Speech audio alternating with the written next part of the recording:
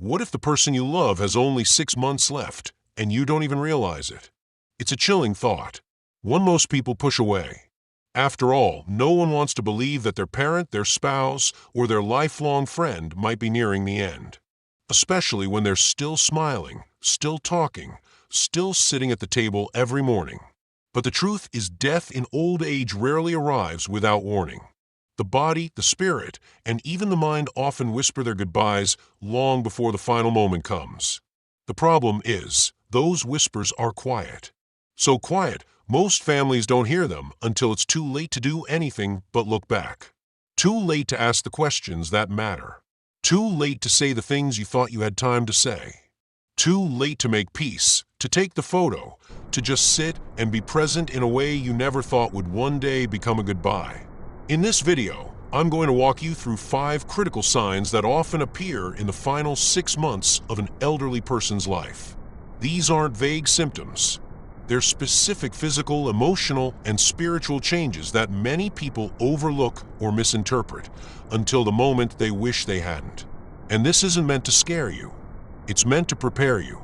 Because when you recognize these signs early, you have the chance to give your loved one what so many people never get in their final days: comfort, dignity, understanding, and the healing power of presence. Stay with me until the very end. Each sign we uncover will help you better understand what's happening, not just biologically, but emotionally, and what you can do to make this difficult chapter less painful, more meaningful, and filled with love instead of regret. If someone you love is aging, or if you're a caregiver who wants to be prepared, comment 1 below so I know you're here. And don't forget to subscribe, because these are the kinds of truths no one talks about, but everyone needs to hear. Sign 1. Dramatic drop in appetite or food refusal. You notice it first at the dinner table. The plate you prepared with so much care, chicken just the way they like it, warm soup on the side, a little dessert for comfort, sits mostly untouched. They smile and say, "I'm just not hungry." So you try again the next day. Maybe it was just a bad mood, or maybe they had a late lunch. But again, only a few bites. And before you know it, meals become shorter, portions smaller, and food starts getting pushed around more than eaten. This isn't just a normal part of aging. When someone begins to eat significantly less, especially when they stop requesting food they used to enjoy or begin refusing entire meals altogether, it can be a powerful sign that the body is entering its final stage. In the last 6 months of life, the body gradually stops asking for what it no longer needs. Digestion slows down. The body stops prioritizing hunger. And eventually, eating becomes more of a burden than a comfort. This change is deeply emotional for families. Feeding a loved one is one of the most basic, nurturing acts we perform. So when they start pulling away from food, it can feel like they're rejecting care itself. But they're not. In most cases, they're simply responding to what their body is telling them. Food becomes harder to chew, more difficult to swallow, or even causes nausea. For some, even the smell of a warm meal becomes overwhelming. Their taste buds dull, their sense of thirst fades, and eventually, food becomes irrelevant. What's important to understand is this: forcing food at this stage may do more harm than good. The goal is no longer nutrition for recovery, it's comfort in transition. That means soft food, small sips, and being present without pressure. Sitting together during meals, offering choices without insisting, and simply asking, "What would feel nice to eat today?" can offer dignity when appetite disappears. If your loved ones start skipping meals, pushing plates away, or saying, "I just don't feel like eating anymore," don't ignore it. It might be one of the earliest and clearest indications that their body is preparing to let go. Comment 2 below if you've seen this change in someone close to you. It's hard, but recognizing it now can give you time to shift from trying to fix the decline to walking with them through it gently, with patience, love, and presence. Sign 2. Sleeping most of the day. It begins gradually. They start taking longer naps after lunch. Then one day, you visit in the morning, and they're still asleep. By the afternoon, they wake up for only an hour or 2 before drifting off again. Eventually, the pattern becomes clear. They are awake less than they are asleep. And even when their eyes are open, it's often a light, dazed awareness, more like floating than fully alert. Sleeping more isn't just a response to old age. In the last 6 months of life, it often becomes a natural rhythm, a slow retreat from the world. The body, overwhelmed by exhaustion and worn from years of service, begins to conserve energy for only the most essential functions. Walking, talking, and even thinking require too much effort, so it chooses rest. What makes this so difficult for families is the emotional weight behind the silence. Someone who used to talk and laugh now says very little. Conversations are short or one-sided. Their favorite TV shows no longer hold their attention. Hobbies fall away. Days blur together in a quiet, persistent sleepiness. And the people who love them begin to wonder, are they giving up? But the truth is, they're not giving up. Their body is simply doing what it's designed to do in its final stage: slow down, preserve, and ease the transition. They're not rejecting you, they're retreating inward. The need for deep sleep isn't laziness, depression, or boredom. It's a sign that the systems once working in harmony, heart, lungs, brain, are all starting to slow together. You may notice they sleep through visits, don't respond quickly, or drift off mid-conversation. And it hurts. But being there, just sitting beside them, holding their hand, letting them sleep while you stay close, is more powerful than any words you could say. They may not be fully alert, but your presence still registers. Your love still reaches them. If you've noticed someone you care about sleeping most of the day, don't brush it off as just getting older. This may be the body signaling that its work is almost done. Comment 3 if this sounds familiar. And remember, now is the time to cherish the quiet moments, to speak softly, to say things that matter, even if their eyes are closed. Sign 3. Withdrawing from loved ones. There's a moment many families never forget. You call their name, and they don't answer. Not because they can't hear you, but because they're somewhere else. Not physically, but emotionally, mentally, spiritually. It's as if they've stepped back from a world they once cared so deeply about. They stop asking questions. They stop following the conversation. They may even stop calling or responding to visits. And when they do speak, their words are few, soft, and distant. This emotional withdrawal can feel like the most painful goodbye of all, because it begins while the person is still right there in front of you. But this change is not about indifference or loss of love. It's a deeply human part of the final transition. As death nears, many people begin to turn inward. They focus less on the external world and more on something unseen. For some, it may be spiritual. For others, simply a need for peace. You may notice your loved one avoiding eye contact, turning their head to the window, or sitting silently for hours. They may not ask about your day like they used to. They might stop caring about things that once defined their identity: the news, the garden, their favorite routines. Birthdays pass with a quiet nod instead of celebration. Photos on the shelf go untouched. It can feel like a slow disappearance. In some cases, they may even begin to say things that sound like farewells. You don't need to keep coming every day. Or, I just want you to remember me how I was. These aren't dismissals, they're expressions of emotional closure. They're making peace with what's coming. They may be trying to ease your pain, even while managing their own.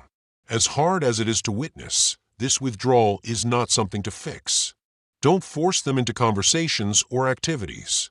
Instead, let your love be quiet and steady. Sit beside them without pressure. Tell them what they mean to you even if they don't respond. Sometimes the most powerful connection happens in silence. If someone close to you has started pulling away, not out of anger or confusion, but with a gentle kind of detachment, comment 4 below. It may be their way of preparing to go. And while it hurts, it's also your invitation to hold space for them, without needing to pull them back. Sign 4. Irregular breathing and physical changes. It often begins with something small. You notice their chest doesn't rise and fall as smoothly as before. The rhythm of their breathing has changed, sometimes slow and shallow, sometimes fast and uneven. And then there are the moments in between, long pauses where you find yourself holding your own breath, waiting for theirs to return. It does, but something inside you knows this is different. Changes in breathing are among the most visible and unsettling signs that the body is entering its final phase. In the last 6 months of life, especially as the end draws nearer, the respiratory system begins to struggle. The lungs weaken. The heart pumps more slowly. Oxygen isn't delivered as efficiently. And the result is a set of symptoms that are difficult to witness, yet deeply important to understand. One of the most recognizable patterns is known as Cheyne-Stokes respiration, a cycle of deep, sometimes rapid breathing, followed by moments of apnea, where breathing stops altogether for several seconds or even longer. When it happens, it's quiet, sometimes frightening, but it's not painful. It's the body's natural way of conserving energy and signaling that is winding down. You might also notice more obvious discomfort, labored breathing, gasping, or gurgling sounds that seem to come from deep in the throat or chest. This death rattle, as it's often called, happens when the person can no longer clear their throat or swallow fluids. It can sound alarming, but it typically doesn't cause distress to the one experiencing it, only to the ones listening. In addition to breathing, circulation begins to change. Hands and feet become cold, sometimes even bluish or purplish at the edges. You might see mottling, patchy discoloration of the skin, especially on the knees, toes, or fingertips. The skin may appear pale gray or waxy. These aren't signs of sickness. They are signs that the body is redirecting its remaining energy to the most vital organs, the heart, the brain, the lungs. Mobility also declines. Moving across the room becomes a challenge. Sitting upright causes breathlessness. Lying flat feels suffocating. Many elderly people in their final months choose to sleep propped up with multiple pillows, or even in a recliner, because that's the only way they can breathe with some ease. They may begin breathing through their mouth more often. Talking becomes an effort, so they don't. What breaks many families during this stage isn't just what they see, but the helplessness they feel. You want to fix it. You want to reach for medicine, adjust their pillows, call someone to help. And while there are comfort measures that can ease the symptoms, a fan to circulate cool air, a humidifier to moisten their breathing, small sips of water to reduce dryness, this is not a problem to be solved. It is a process to be honored. If you're seeing this, if the person you love is breathing in unfamiliar ways, if their hands are turning cool, if you find yourself checking on them more often just to be sure they're still with you, comment 5 below. It's a painful thing to witness, but it's also a sacred one. Your presence in these moments means more than any treatment ever could. Because when breath becomes irregular and the body begins to fade, love is the only steady rhythm that remains. Sign 5, emotional clarity or terminal restlessness. In the final months, sometimes even just weeks before passing, a surprising shift can occur. After a long period of decline, silence, or confusion, your loved one may suddenly become more alert. They might open their eyes with a clarity you haven't seen in weeks. Their voice is stronger, their gaze more focused. They may ask to see certain people. They might bring up memories long forgotten. Some even begin giving away personal items, jewelry, photos, letters, as if tying up emotional loose ends. This is known as a surge of emotional clarity, and for many, it becomes a powerful and deeply spiritual moment. They may express things they haven't said in years. Apologies, final wishes, or even simple affirmations like, "I love you" or "I'm proud of you." Some ask to go outside one last time.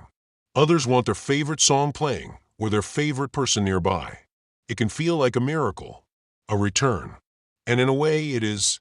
But this moment is often followed by the opposite, terminal restlessness. Not everyone experiences peace in their final stage. Some grow agitated. They pick at the sheets, try to get out of bed even when they're too weak to walk, or insist on going home, even if they already are. They might hallucinate, talking to loved ones who've already passed, or reach into the air as if trying to hold something invisible. They may speak to people no one else can see. This is not mental illness. It's not something gone wrong. It's part of the body and mind preparing for departure. In fact, many hospice workers will tell you, when someone starts talking to the others, those already gone, it often means they themselves are not far behind. What you're witnessing isn't chaos. It's transition, a kind of spiritual shifting that language can't always explain. For families, this stage is a mix of heartbreak and awe. You might cry when they suddenly remember your name. You might feel helpless as they grow restless, unsure how to calm them. And yet, both of these experiences, clarity and agitation, are deeply meaningful. They're signs that something beyond the physical is beginning, that the boundary between here and what's next is thinning. If your loved one has started to speak differently, act unpredictably, or show a sudden change in emotional behavior, don't be afraid. Comment 6 below if this part resonated with you. This is not just the end of life, it's a sacred part of the human experience. And your job now isn't to control it. It's to witness it gently, with reverence, with love, and without judgment. As we reach the end of this video, take a moment to sit with everything we've covered. These 5 signs: dramatic loss of appetite, sleeping most of the day, emotional withdrawal, irregular breathing and circulation, and either sudden clarity or terminal restlessness, aren't just symptoms. They are signals, warnings, whispers from the body and spirit that time is growing short. And as painful as these changes are to witness, they're also gifts in disguise. Because they give us time. Time to stop rushing and start noticing. Time to speak from the heart instead of the head. Time to let go of petty arguments, unresolved tension, and the illusion that we always have tomorrow. If you're seeing these signs in someone you love, know this: you are not alone. Many families walk this path, confused, grieving, scared, and unsure of what's right. But what's right isn't always found in a medical chart. It's found in the gentle moments, holding a hand during sleep, brushing back a strand of hair, whispering, "I'm here. You're safe. You are not alone." This is not about giving up. It's about shifting focus. From trying to fix to trying to comfort. From doing more to being more present. And in that shift, something beautiful happens. Death becomes less about fear and more about connection, closure, peace. So if you're watching this and recognizing these signs in someone close to you, breathe deeply. Let yourself feel. Let yourself grieve even before they're gone. Because anticipatory grief is real, and it's one of the ways love prepares to say goodbye. And if you've made it this far in the video, please comment below and share what touched you most, or what you're going through right now. Your words might help someone else feel less alone in their own journey. If this video helped you understand something difficult or gave you comfort, please like it, share it with others, and subscribe to our channel. We talk about the things most people are too afraid to bring up because you deserve honest, heartfelt guidance for the most sacred moments in life. Thank you for being here. And wherever you are on this journey, may you find strength, clarity, and the quiet courage to walk through it with love.